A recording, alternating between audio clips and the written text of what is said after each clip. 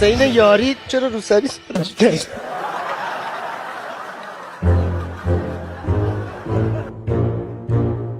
چی شده دخترم چرا ناراحتی؟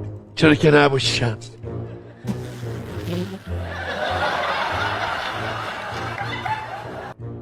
چرا که نباشم.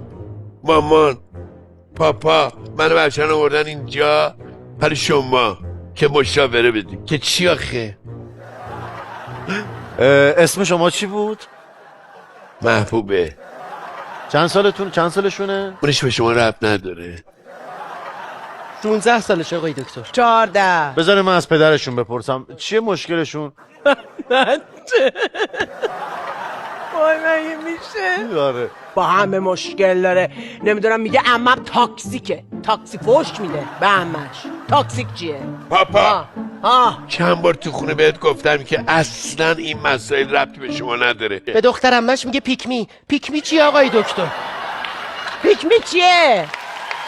خبرش کن. یو بگو بردار منو بکشه.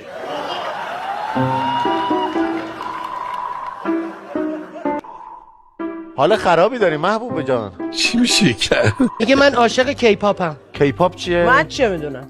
یه چیزی تو همین مایه ها. تو چیه مایه‌ای؟ من مایه ها. عاشق پسرای کره‌ایه. آها اون با گروه موسیقیه. بله. والا دست من کاری ساخته نیست ببخشید.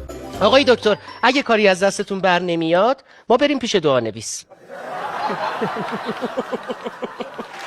میخوای پاشیم بریم؟ آفرین